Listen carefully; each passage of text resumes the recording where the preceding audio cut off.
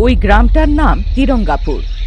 সকালবেলায় তিরঙ্গাপুর শান্তই দেখা যায়, কিন্তু যেই অন্ধকার ছেয়ে যায় একদম নিস্তব্ধ হয়ে যায়। কারণ এইটা গত কিছু বছর ধরে তিরঙ্গাপুরে একটা অজানা প্রেত শক্তির ছায়া ছড়িয়ে পড়েছে।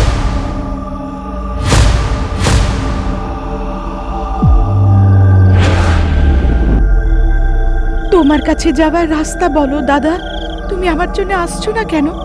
তোমার কাছে যাওয়ার রাস্তা বলো দাদা, আমার জন্য কেন আসো না? তোমার কাছে যাওয়ার রাস্তা বলে দাও দাদা, তুমি আমার জন্য কেন আসো না? ওই শিলার কান্না সারা গ্রামে গুজে উঠেছিল। সেই চিৎকারে একটা অদ্ভুত বেদনা। এই আওয়াজ শোনার থেকে বাঁচার জন্য গ্রামের লোকেরা দরজা জানলা জোর করে বন্ধ করে দিয়ে ঘুমানোর চেষ্টা করতে থাকতো, আর কানে তুলো গুজে নিত।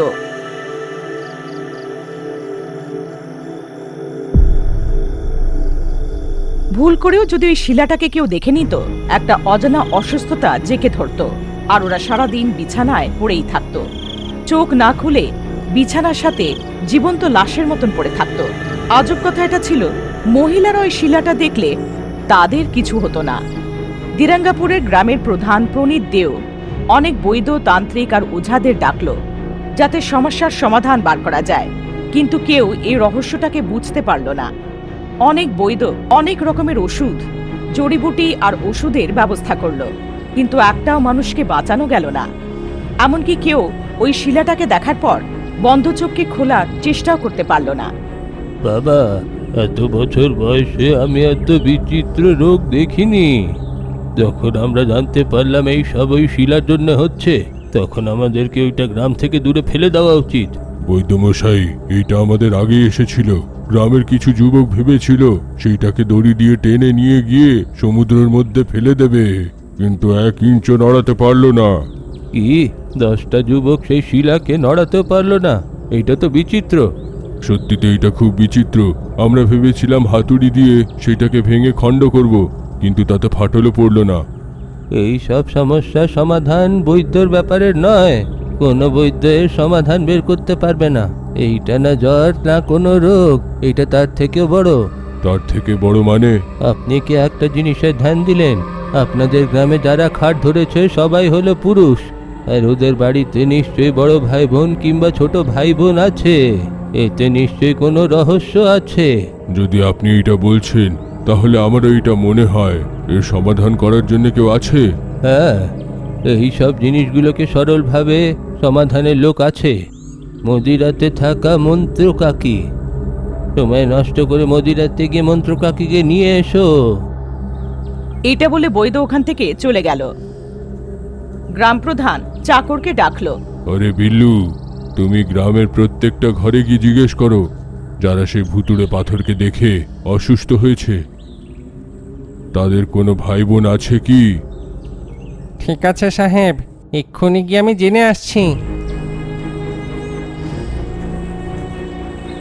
চাকর গ্রামের সব বাড়ির থেকে তথ্য জোগাড় করে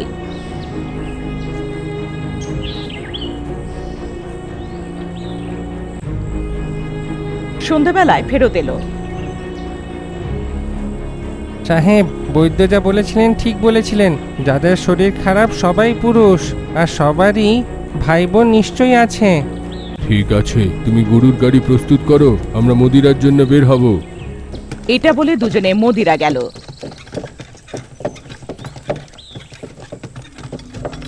আর মন্ত্রজানা কাকিকে পুরো ব্যাপারটার কথা বলল। মন্ত্রজানা কাকিকে সাথে নিয়ে তিরঙ্গাপুরে ফিরে এলো। মন্ত্রজানা কাকি গ্রামের বাইরে পড়ে থাকা ওই শিলাটাকে ভালোভাবে দেখলো। এই শিলাটার কথা রাত্রে জানা যাবে, চলো দেখি। এইটা বলে সবাই গ্রাম প্রধানের বাড়ি চলে গেল। ঘন অন্ধকার ছড়িয়ে গেছিল, গ্রাম একদম নিস্তব্ধ হয়ে গিয়েছিল। শিলা নিজের থেকে হাওয়ায় উঠে গেল, আর মৃত রূপে পুরো গ্রামে ঘুরে বেড়াচ্ছিল। মন্ত্রজানা কাকি ওই শিলার পেছন পেছন চলে যাচ্ছিল।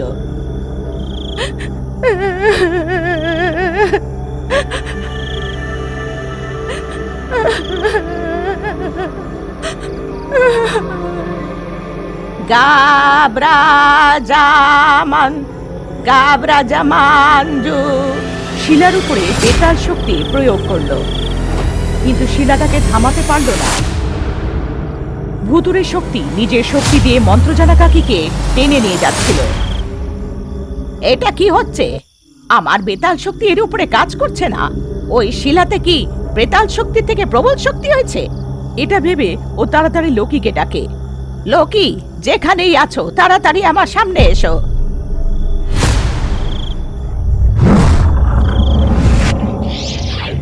সেই ডাকটাকে শুনে লোকি উড়ে চলে আসলো আর মন্ত্রজানা কাকি সামনে নেমে আসলো। কি হলো মা, আপনি ডাকলেন কেন? পুরো ঘটনাটা লোকিকে জানানো হলো। আমার বেতাল শক্তি এই দৈয়ম শিলাকে বাঁধতে অসমর্থ হচ্ছে। দুজনে মিলে এটাকে থামানোর চেষ্টা করব। আমার সাথে বেতাল মন্ত্রে জাপ করো। মা, ঠিক এমন কান না আমি একটা পাহাড়ে শুনেছিলাম, কিন্তু সেইটা পুরুষের কণ্ঠ। তুমি কোথায় আর কখন শুনেছো?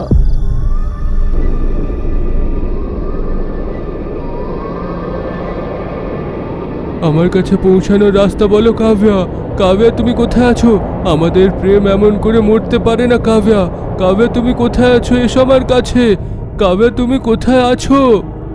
চুরঙ্গি পর্বতের ভেতরে একটা গুফাতে একটা শিলা আছে। পৌঁছানোর রাস্তা বলো কাব্যা। কাব্যা, তুমি কোথায় আছো? আমাদের প্রেম এমন শেষ হতে পারে না। সেই শিলা অন্ধকার হওয়ার পরে কান্নাকাটি শুরু করে। আমি ভেবেছিলাম আমার বেতাল শক্তি দিয়ে চতুর্ভুজের পেছনের রহস্য কি, কিন্তু আমি শত চেষ্টা করার পরে পারলাম না। না নড়াতে পারলাম, না কথা বলতে পারলাম।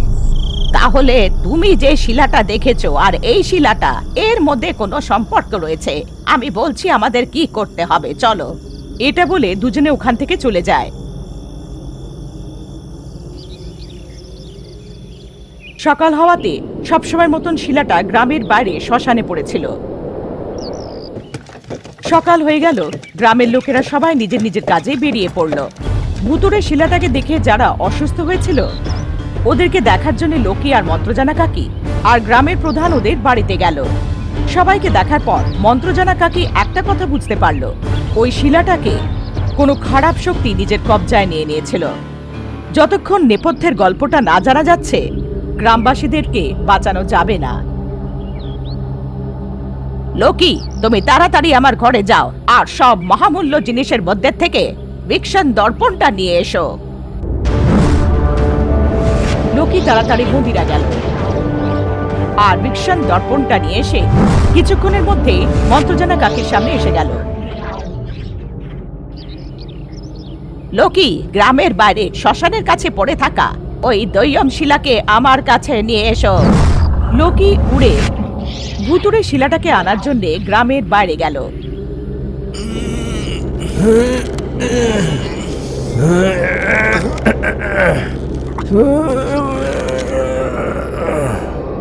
অনেক চেষ্টা করার পরেও লোকি শিলাটাকে এক ইঞ্চও নাড়াতে পারল না। এইটা কি জিনিস? এটা এত ভারী। আমি নিজের বেতাল শক্তি দিয়ে কত বড় বড় পাহাড় নড়িয়ে ফেলেছি, কিন্তু এটাকে তো নড়াতেই পারছি না। আমাদের অন্য সাহায্য নিতে হবে। এইটা ভেবে লোকি নাটা ভূতকে ডেকে আনলো। শ্মশানে একটা গাছের থেকে ঝুলে থাকা তামার পয়সা খেতে খেতে নাটা ভূত হাওয়ায় উড়ে এসে লোকির সামনে নেমে আসলো। তুমি আমাকে শান্তিতে তাবার মুদ্রাগুলো খেতে দিলে না, আর তুমি আমাকে এখানে ডেকেছো। লোকি পুরো কথাটা নাটা ভূতকে জানালো। আরে নাটা, আমাদেরকে এটা মায়ের কাছে নিয়ে যেতে হবে। আমি একলা করতে পারছি না, তাই তোমার সাহায্যের জন্য ডাকলাম। আরে একটা হাত কেন, আমি দুটো হাত দেব, তার সঙ্গে আমার চুলও দেব, বুঝলে? বাম বাগিনি বাগুতে বাম বাজি রে, हम हिरनी किरते कदा कजीरे, उड़ते मिरते बुम बुस स्वाहा, उड़ते मिरते हम हुस स्वाहा। এইটা বলে ও নিজের চুল দিয়ে শিলাটাকে টেনে নিল। লোকি একদিকে, নাটাভূত অন্যদিকে পুরো শক্তি দিয়ে শিলাটাকে টেনে নেওয়ার চেষ্টা করে যাচ্ছিল, কিন্তু শিলাটাকে এক ইঞ্চও নাড়াতে পারল না। এই শিলার তো বেশ তাপ, আর এর তো ওজন অনেক ভারী। এত ভারী কেন ভাই? কোনো সুবিধে হচ্ছে না দেখে নাটাভূতের বলাতে লোকি বেড়াল ভূতকে ডাকল। বেড়াল ভূত নিজের লাজের পুরো শক্তিটা লাগিয়ে দিয়ে শিলাটাকে ওঠানোর চেষ্টা করলো, কিন্তু সেও সফল হলো না। শেষে ওরা তিনজনে নিরাশ হয়ে মন্ত্রজানা কাকির কাছে গিয়ে পুরো ঘটনাটা বলল। ঠিক আছে, আমরা যদি ওকে এখানে না আনতে পারি, আমরা ওর কাছে যাব। এইটা বলে গ্রামের প্রধানকে আর সবাই মিলে গ্রামের বাড়ি গেল। মন্ত্রজানা কাকি শিলাটাকে ভিকশন দর্পণকে দেখানোর জন্য ওটাকে মাটিতে গেঁথে দিল আর মন্ত্রদণ্ড দিয়ে দর্পণে আলো ফেলল। আলোটা ভুতুরে শিলাতে পড়ল আর শিলার প্রতিবিম্ব দর্পণে উঠে আসলো।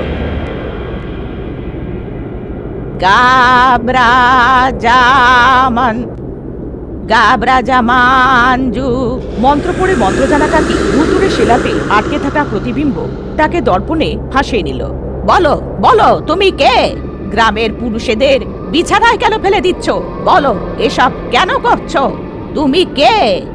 আমার নাম কাভিয়া, আমি বীরানপুরে থাকতাম। বীরানপুরে সবাই একসাথে মিলেমিশে শান্তিতে সবাই নিজের নিজের কাজ করে থাকতো। আমার বাবা বীরানপুরের গ্রাম প্রধান ছিল। আমার দুজন বড় ভাই ছিল, বীরেন্দ্র আর সুরিয়ান। আমার দুই ভাই খুব জেদি ছিল। ওরা আমাকে খুব ভালোবাসতো, কিন্তু ওদের জন্য সম্মান আর প্রতিষ্ঠা সব থেকে বড় ছিল। আমাদের বাড়িতে যে কাজ করতো লক্ষ্মীবাইয়ের ছেলে বৈভব, তাকে আমি ছোটবেলা থেকেই প্রেম করতাম। আমরা একে অপরকে প্রেম করলাম। জানতাম বড় লোকেরা ভালোবাসা আর বিয়ে কোনোদিন মেনে নেবে না, তাও খুব গভীর প্রেমে ছিলাম। আমাদের ভালোবাসা খুব গভীর ছিল। আমি গরিব, তোমার ঘরের সম্মানের বিরুদ্ধেতে গিয়ে তুমি তবু আমার সঙ্গে প্রেম করলে? তোমার ঘরের লোকেরা এটা কোনোদিন মেনে নেবে না। বাড়ির লোকেদের মন এত বড় না যে ওরা আমার বিয়ে চাকরের সাথে করাবে, কিন্তু তাও আমি অন্য কাউকে নিজের বরের সম্মান দিতেই পারবো না। এর আগে আমাদের ভালোবাসার কথা অন্য কেউ জানতে পারুক, তার আগে আমরা গ্রাম থেকে পালিয়ে অন্য কোথাও গিয়ে বিয়ে করিনি। আমরা পালিয়ে গেলে তোমার ঘরের লোকেরা আমার মাকে মেরে ফেলবে। তাই তোমার মাকে আগে আমাদের প্রেমের কথা বলে দাও, আর মাকেও আমাদের সাথে নিয়ে চলো।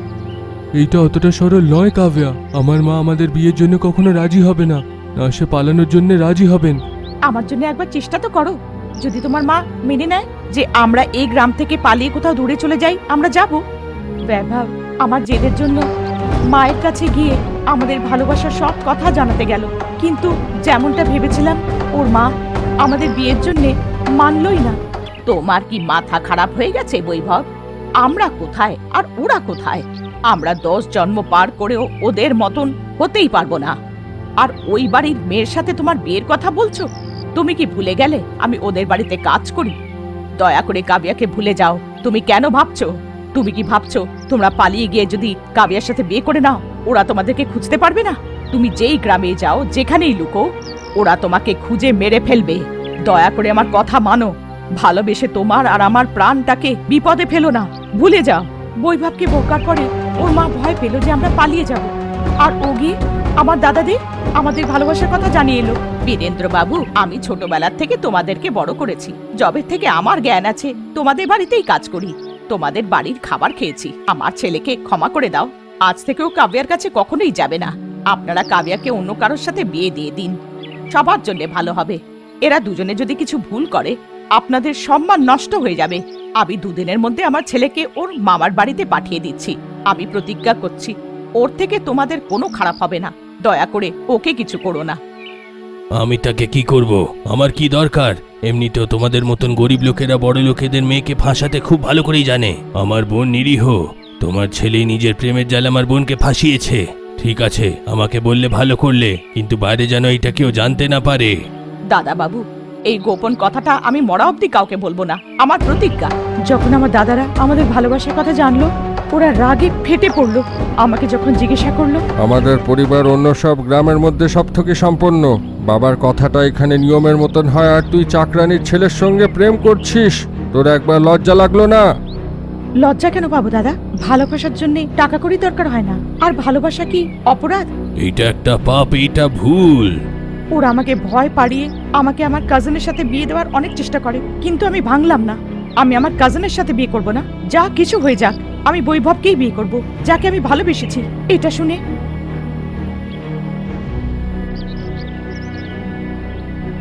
ওরা আমাকে আর বৈভবকে মারার জন্য প্ল্যান করে নেয়। আমাদের হাত থেকে বের হয়ে গেছে ভাই। যদি এমন করে ছেড়ে দেওয়া হবে, তাহলে এরা গিয়ে বিয়ে করবে। তাহলে এখন কি করা হবে? মেরে ফেলা হবে? ওকে মেরে কোনো লাভ নেই। কাভিয়ার চোখে প্রেম দেখেছো? সেই গ্রামে গিয়ে অনেক মাতামাতি করবে। প্রথমেই প্রেমের গল্পের বিষয় কেউ যেন জানতে না পারে। তারপরে কি করব? এই কথাটা জেনে থাকা লোক বেঁচে না থাকে। মানে? কাব্যাকে, সেই চাকরানিকে আর ওর ছেলেকে আমরা সবাইকে মেরে ফেলবো। সবাইকে একসঙ্গে মেরে ফেললে সন্দেহ হবে। হ্যাঁ, প্রথমে নিজের বোনকেই মারা হবে। ওরা আমাকে মেরে ফেলার ফয়সালা করে। পরের দিন ওরা আমার মা বাবাকে বলল যে আমরা কোমরুর মন্দিরে যাচ্ছি, আর আমাকে নিজেদের সাথে নিয়ে গেল। আমি ওদের খারাপ পরিযোজনার কথা জানতাম না। কিছু না জেনে আমি ওদের সাথে চলেই গেলাম। রাস্তায় যে খাবারটা আমাকে ওরা দিল সেসব আমি খেয়ে দিলাম। আমি এটা জানতাম না যে ওরা খাবারে বিষ মিলিয়ে দিয়েছিল। যেই আমি খেলাম, আমি রক্ত বমি করলাম আর গাড়িতেই মরে গেলাম। একটা জঙ্গলে, একটা পাহাড়ের পেছনে একটা গর্ত ঘুরে আমাকে পুঁতে দিল। দুদিন পরে ওরা বাড়ি ফিরে আর সব কথা আমাদের মা বাবাকে জানালো। আমাদের কাছে কোনো উপায় ছিল না বাবা, আমাদেরকে মারতেই হলো। হ্যাঁ বাবা, আমরা তাকে বোঝানোর চেষ্টা অনেক করে করলাম, কিন্তু সে বোঝার জন্য প্রস্তুত ছিল না। তাই আপনাকে না জানিয়ে আমরা নির্ণয়টা নিলাম। ভালো করলে, সম্মানের থেকে বেশি বড় প্রাণ নয়। এখন গ্রামে সবাইকে বলে দাও যে কাব্যা কোমলপুরের জমিদারের সঙ্গে বিয়ে করেছে। এইভাবে ওরা গ্রামের সব লোকেদেরকে এই বিশ্বাস করিয়ে দিল যে আমি কোনো বড় বাড়ির ছেলেকে প্রেম বিবাহ করেছি। এই কথাটা বৈভব কার থেকে শুনে নিল। আমার কাব্যাকে ঘরের মধ্যে লুকিয়ে এরা মিথ্যে কথা বলছে। আমাকে যেরম হোক করেও কাব্যার কাছে পৌঁছাতে হবে। এইটা ভেবে রাত্রের অন্ধকারে ও আমাকে খোঁজার জন্যে আর আমার সাথে দেখা করার জন্য ঘরের আশেপাশে ঘুরলো। একদিন যখন বৈভব আমাদের বাড়ির সামনে ঘোরাফেরা করছিল, আমার ভাইরা ওকে দেখে নিল। এই ছেলেটা ঘরের আশেপাশে ঘুরেই যাচ্ছে 1 সপ্তাহ ধরে। এই যদি জানতে পেরে যায়, বাইরে গিয়ে সব রহস্য বলে ফেলবে। একেও মেরে ফেলা হোক, আর তার মৃত্যুকে দুর্ঘটনা দেখালে আমি ওর মৃত্যুর ষড়যন্ত্র বানিয়েছি। পরের দিন যখন বৈভব নারকলের বাগান দিয়ে যাচ্ছিল, আমার ভাইরা ওর মাথার উপর একটা নারকল ফেলে দিল। নারকল ওর মাথায় পড়লো আর ওর মাথা ফেটে গেল, রক্ত প্রবাহ হলো।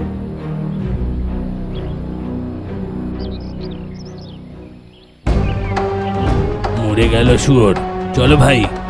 এটা বলে ওরা ওখান থেকে চলে গেল, কিন্তু বৈভবের প্রাণ গেছিল না। কিন্তু মাথায় চোট পাওয়ার জন্য ওর মানসিক স্থিতি খারাপ হয়ে গেছিল। ওর জীবনের সব থেকে প্রিয় মানুষ আমাকে হারানোর ব্যাপারটা সহ্য করতে পারলো না, আরো পাগল হয়ে গেল। ছেঁড়া কাপড়ে, এলোমেলো চুলে রাস্তায় ঘুরতে ফিরতে থাকতো। নিজের ছেলেকে এরকম অবস্থায় দেখে ওর মান লক্ষ্মীর মাথা খারাপ হয়ে গেল। ও ভাবলো সত্যি আমি ওকে ধোঁকা দিয়ে কোনো বড় বাড়ির ছেলেকে বিয়ে করেছি, তাই ওর ছেলে পাগল হয়ে গিয়েছে। আমার থেকে বদলা নেওয়ার নিশ্চিত করলো। তার জন্য ও একটা তান্ত্রিক কালাদ্রিকের তোমার ছেলেকে তো আমি সামান্য করতে পারবো না, আমার কাছে এত শক্তি তো নেই। কিন্তু সেই কাব্যা যে তোমার ছেলের সঙ্গে প্রতারণা করেছে, সে যেইখানেই থাকুক না কেন, আমি পাতাল শক্তি দিয়ে খুঁজে বের করব। সব সময় যখন আমি আমার পাগল ছেলেটাকে দেখি, আমি ওই কাব্যটাকে মনে করি কোথাও কোনো বড় বাড়ির বউ হয়ে খুশিতে জীবনযাপন করছে, আর আমার ছেলে এখানে পাগলের মতন ঘুরছে। তুমি যা চাইবে আমি সব দেব, কোনোভাবে ওকে মেরে ফেলো। কাব্যার ব্যবহার করে থাকা চুল কিংবা কাপড় নিয়ে এসো, আমি সব কাজ শেষ করে দেব। আমার থেকে বদলা নেওয়ার জন্য লক্ষ্মীবাই আমাদের বাড়িতে কাজ করা নাটক করতে থাকলো। আর একদিন যখন কেউ ছিল না, আমার পরা কাপড়গুলো চুরি করে নিয়ে কালাদ্রিককে দিয়ে দিল। পাষাণ কালতন্ত্রর ব্যবহার করার জন্য একটা জীবন্ত বলি দিতে হবে। তুমি এইখানে বলি দেবে, সে ওইখানে মরে যাবে। যে আমার ছেলের এরকম অবস্থা করেছে, ওকে মারার জন্য আমি আমার প্রাণও দিতে তৈরি আছি। ওই তান্ত্রিক পাষাণ তন্ত্র মণ্ডলে আমার কাপড়গুলো রাখলো আর মারার চেষ্টা করলো, কিন্তু ও এটা জানতো না যে আগের থেকে আমার ভাইরা আমাকে মেরে ফেলেছে আর আমি মাটিতে পুঁতে আছি। ওর তন্ত্রের জন্যে আমার পুঁতে থাকা শরীরটা পাষাণ শিলায় বদলে গেল। আমার মৃত শরীরে পাষাণকাল তন্ত্রটা উল্টো অবস্থান করলো। তুমি আমাকে জাগালে, মরা শরীরে আমাকে লাগিয়েছো, আমি তোমার খিদে মিটিয়ে তোমাকে মেরে ফেলবো। তন্ত্র শক্তি থেকে প্রেত মণ্ডল থেকে উঠে কালাদ্রিককে মেরে ফেললো। ও আমার মৃত শরীরকে পাথরে বদলে দিল। বৈভব, যে জানতো না যে ওর মা মারা গিয়েছে, পাগল হয়ে গ্রামে রাস্তায় ঘুরে বেড়ালো। ওর মা ওর দেখাশোনা করতো, কিন্তু এখন মা মরার পরে ওর দেখাশোনা করার জন্য আর কেউ ছিল না। আর পাগল বৈভব গ্রাম ছেড়ে কোথাও চলে গেল।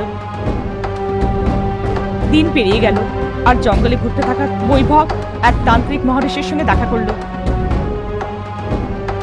মহর্ষি বৈভবের অবস্থা দেখলো আর ওনার শক্তি দিয়ে ওর পাগলামিটাকে দূর করে ওকে আবার থেকে ঠিক করে দিল। সেই দিন থেকে বৈভব তান্ত্রিকেশ মহর্ষির শিষ্য হলো। মহর্ষির সাথে থেকে ওনার সেবা করে বৈভব নিজের পুরো গল্প বিস্তারিতভাবে জানালো। মহারিষি, আপনি আমাকে আবার সামান্য মনুষ্য বানালেন, কিন্তু আমার মনে যে ভালোবাসাটা আছে সেইটা আমাকে থেকে থেকে কষ্ট দেয়। কাব্যা কোথায় আছে? কি হয়েছে ওর সঙ্গে? ও যেইখানেই আছে ভালো থাকা উচিত। আমি মরার আগে কাব্যার সেই হাসি মুখটা দেখে মরতে চাই। আপনি নিজের দিব্য দৃষ্টি দিয়ে কাব্যাকে দেখতে পারবেন কি? নিশ্চয়ই জানতে পারবো। তোমার কাছে কি ব্যবহার করা কোনো জিনিস আছে? বৈভবের জন্মদিনে আমি আমার আংটি ওকে দিয়েছিলাম। ওই আংটিটা বৈভব তান্ত্রিকেশ মহর্ষিকে আমাকে খোঁজার জন্য দিল। মহর্ষি কমণ্ডল থেকে জল এক পাত্রে ঢাললো, তার মধ্যে আংটিটা রেখে মন্ত্রোচ্চারণ করে চোখ বন্ধ করে নিল। মহর্ষি আমার দেহটাকে পাষাণ শিলায় দেখতে পারল। আমার আত্মার শিলায় কয়েদি ছিল আর সব গল্পটা বলছিল। তান্ত্রিকেশ মহর্ষি বৈভবকে সব কথা জানালো, যেমন মুক্তির মালায় সুতো ঢালা হয়। কাব্যাকে মেরে ফেললো, তাহলে আমার বেঁচে থাকার লাভটা কি? আমাকেও মরে যাওয়ার অনুমতি দিন, তাই আমিও আত্মা হয়ে কাব্যের কাছে পৌঁছাতে পারি। কাব্যের আত্মা পাষাণ শিলাতে বন্দি, তার শরীরকে তান্ত্রিক কলা দিক পাথরে পরিণত করে। আমার দিব্য দৃষ্টির জন্য আমি আত্মাটাকে দেখতে পারলাম। যদি তুমি মরে যাও তাহলে তুমি কাব্যের সঙ্গে দেখা করতে পারবে না। তাহলে আপনি কি করতে বলছেন মহারিষি? আমি কাব্যের জন্য অপেক্ষা করতে প্রস্তুত। তোমার ভালোবাসা মহান বৈভব, তোমাদের আত্মা নিশ্চয়ই এক সময় মিলবে, কিন্তু কবে হবে সেটা আমি জানি না। যদি আমি মরে গেলাম, যদি আমি বয়সে মরে গেলাম, তো আত্মার কি হবে? কাব্যের সঙ্গে দেখা করতে পারবো নাকি? না, তুমি দেখা করতে পারবে না। মরার পরে মানুষের শরীর থেকে আত্মা বের হয়ে যায়। যদি কেউ ইচ্ছা কিংবা প্রতিশোধের ভাবনা নিয়ে মরে তাহলে তাদের আত্মা প্রেতাত্মাতে পরিণত হয়। সে নিজের ইচ্ছা কিংবা প্রতিশোধ পূর্ণ করার চেষ্টা করে, তারপরে সে ব্রহ্মাণ্ডে বিলীন হয়ে যায়। যদি তুমি ভুল করে মরে যাও তাহলে তোমার আত্মা কিছুক্ষণের জন্য কাব্যের জন্য কষ্ট পাবে, তারপরে আস্তে আস্তে সে কাব্যাকে ভুলে যাবে আর একটা সাধারণ আত্মা হয়ে ব্রহ্মাণ্ডতে হারিয়ে যাবে। আমি সব কিছু করতে প্রস্তুত আছি। আমি জন্ম জন্মান্তর অব্দি অপেক্ষা করতে রাজি। আপনি যা কিছু করুন, আমার আত্মাকে কাব্যের আত্মার সঙ্গে মিশিয়ে দিন। বৈভবের এই প্রার্থনায় ঠিক আছে, তুমি মরার পরে তোমার উপরে পাতাল কালতন্ত্রর ব্যবহার করব। কালাদ্রিক যেই পাষাণ তন্ত্রটাই আমার উপরে প্রয়োগ করেছিল তান্ত্রিকেশ মহর্ষি বৈভবের উপরে, আর বৈভব পাষাণ শিলায় বদলে গেল। পাষাণ কাল তন্ত্রের জন্য বলিদানের দরকার হয়। আশ্চর্যভাবে বৈভব নিজের উপরে পাষাণ তাল তন্ত্রের প্রয়োগ করলো আর ও নিজে বলিদান করে দিল। মৃত ব্যক্তির উপরে পাষাণ কাল তন্ত্রের প্রয়োগ ওদের লাশটাকে পাথরে বদলে দেয় আর ওদের আত্মা ওই পাথরে কয়েদি হয়ে যায়। আমাদের দুজনের আত্মাটাকে একসাথে করার জন্য বেচারা তান্ত্রিকেশ মহর্ষি পাষাণ কালের পিশাচ শক্তির বলিদান হয়ে গেল। উনি আমাকে পাথরের মূর্তিতে বদলে দিলেন, যার থেকে আমি অন্ধকারে ঘোরার শক্তি পেয়ে গেলাম। কিন্তু আমি গ্রামের সীমানার থেকে বাইরে যেতে পারতাম না, আর এই গ্রামেই ঘুরতে থাকি। আমার ভাইদের বিশ্বাসঘাতকতার রূপে যদি পুরুষ যার ভাই বোন আছে আমাকে দেখে, সে বিছানা ধরে নেয়। সূর্যাস্ত হয়ে গেছে, যেই আলো কম হলো দর্পণের ছবিটাও কম হয়ে গেল। এই শিলাটা এখানে এলো কি করে? এটাকে কে এনেছে? ওই আমার মেয়ের শিল্পকলায় খুবই রুচি। আমি শিল্পকার বেনু সর্বকে শিলা আনতে বলেছিলাম। আপনার মেয়ে বিনা পানির প্রতিমা বানানোর জন্য একটা ভালো পাথর দরকার। যদি এমন পাথর পেয়ে যায় তাহলে জীবন্ত মূর্তি বানাতে পারবো। আপনার মেয়ের মতন লাগবে। কিন্তু এমন পাথর কোথায় পাবে? আমাদেরকে খুঁজতে হবে, এটা একটা কঠিন পরীক্ষা। আমি এখন খুঁজছি। এমন বলে শিল্পকার ওখান থেকে চলে যায়। এক মতন পাথরের খোঁজে গ্রামে গ্রামে ঘুরল। কিছুদিন আগে একটা বড় বন্যার থেকে ঝর্ণার কাছে নদীটা উপরে এসেছিল আর একটা বিশাল পাথর বন্যায় ভেসে এসেছিল। মাটিতে ঘুরতে ঘুরতে জঙ্গলে দুটো গাছের মধ্যে আটকে গেল। কিছুদিন পরে বন্যার জল যখন কম হলো, পাথর থেকে মাটিগুলো যখন সরে গেল, একটা চকচক করতে থাকা 6 ফুট কালো পাষাণ পাথর শিল্পকার দেখতে পেল। বাহ, এই পাথর দিয়ে মূর্তি বানালে তো অদ্ভুত হবে। এইটা ভেবেও একটা গাড়ি চালককে ডাকলো, আর এই পাথরটা তিরঙ্গা করে নিয়ে গেল।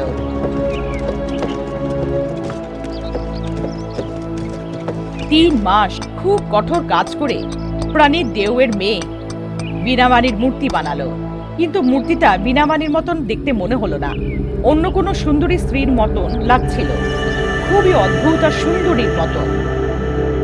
আমি কাউকে একবার দেখে পুরো তার মূর্তি বানিয়ে নিতে পারি, কিন্তু এ কি, এই মূর্তি তো বিনা বাণীর মতো নয়, বরং অন্য কেউ দেখাচ্ছে। মূর্তিটাকে দেখে গ্রামের প্রধান খুব রেগে গেল। রাগের চোটে মূর্তির দিকে তাকিয়ে ভাবছিল। গ্রামের প্রধান মূর্তি দেখার জন্য ওখানে পৌঁছালো। তোমার বানানো এই মূর্তির সঙ্গে আমার মেয়ের কোনো ভাব আছে নাকি? তোমার বানানো এই মূর্তির জন্য আমি তোমাকে টাকাই দেব না।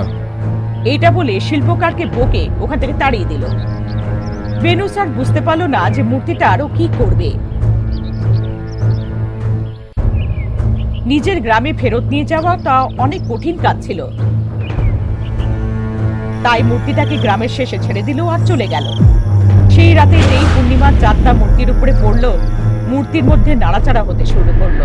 ওহো, তাই এটার মানে মূর্তিটা গ্রামে আনার কারণের পেছনে তোমরা। ঠিক আছে, আমি সব বুঝতে পেরেছি। এখন আমার তান্ত্রিকেশ মহর্ষির খুব দরকার। লোকি, চলো আমাদের যেতে হবে। গণবায়ু বেকম বেকা বেকা রাই রাই, বিহাঙ্গা দিব্য তেজম বেকা বেকা রাই রাই। बम बगिनी बगुते बम बजीरे, हम हिरनी गिरते कदा कजीरे, उड़ते मिड़ते बुम बुम स्वाहा, उड़ते मिड़ते हम हो स्वाहा। Ajumba ajumba, jambra jambu ajumba, jamat pe ajumba, kambara kambu ajumba, abraga babraga, ampat swaha, hatamat swaha। এইভাবে সবাই উড়ে সুরঙ্গী পর্বতে পৌঁছালো। ওখানে একটা গুহায় মণ্ডপের ভিতরে বৈভবের মূর্তি অন্ধকারে কাঁদছিল। আমার কাছে পৌঁছানোর রাস্তা বলো কাব্যা। কাব্যা, তুমি কোথায়? আমাদের প্রেম এমন আধা থাকতে পারে না। কাব্যা, তুমি আমার কাছে আসার রাস্তা বলো। কাব্যা, তুমি কোথায়? ওই মূর্তির পেছনের গুহায় তান্ত্রিকেশ মহারিষির অস্থিপাঁজর পড়েছিল। মন্ত্রজানা কাকি ওনাকে বেতাল মণ্ডলে রেখে আহ্বান করলো। গাব্রাজামান গাব্রাজামানজু। শিলা যেটা ভেসে এসেছিল সেটা আর কিছু নয়, কাব্যার লাশ ছিল। কাব্যার লাশ পাথর হয়ে যায় আর বন্যায় ভেসে ওই দুটো গাছের মাঝখানে আটকে যায়। সেই দুটো গাছ কাব্যার 2 ভাই। ওদের খারাপ কাজ করার জন্য ওরা গাছ হয়ে জন্ম নেয়। এবার এই দুজন আত্মাকে এক করার জন্য আমার কি করতে হবে? ওই গ্রামে কাব্যার শিলার জন্য অনেক লোকেরা বিছানা ধরে ফেলেছে। তান্ত্রিকেশ মহর্ষি মন্ত্রজানা কাকিকে বিস্তারিতভাবে জানালো যে ওনাকে কি করতে হবে। লোকি, তুমি বেড়াল ভূত আর নাটা ভূতকে নিয়ে গিয়ে ওইখানে ওই দুটো গাছগুলোকে কেটে আনো। সাবধানে থেকো, ওরা গাছ হয়ে জন্মেছে, কিন্তু ওদের মধ্যে এখনো কিছু দুষ্ট প্রবৃত্তি বাকি আছে।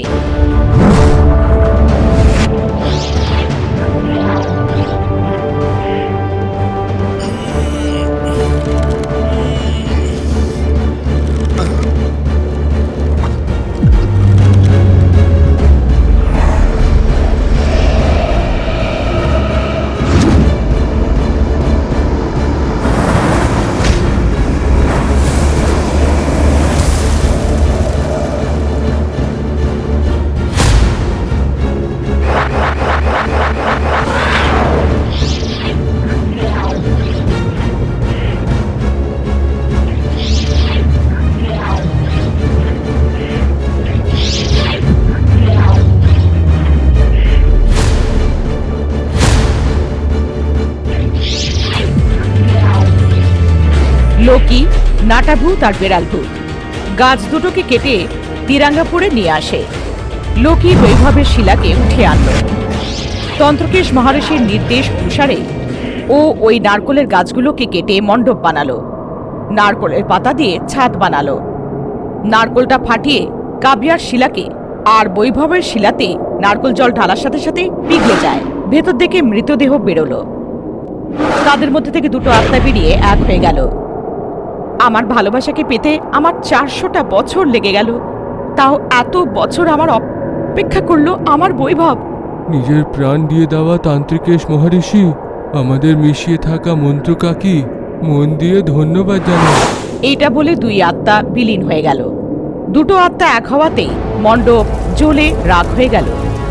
সত্য প্রেমিকদের মধ্যে বাধা ডালার জন্য দুষ্ট লোকেরা আসতে থাকে, কিন্তু সত্যি প্রেমকে কেউ আলাদা করতে পারবে না। তেমনি আমি যেমন ভূমির সঙ্গে জুড়ে আছি। আর ঠিক যেমন আমি বেড়াল ভূতের সঙ্গে। পুট্টুর উপরে ভালোবাসার ভূত চড়েছে। চলো চলো।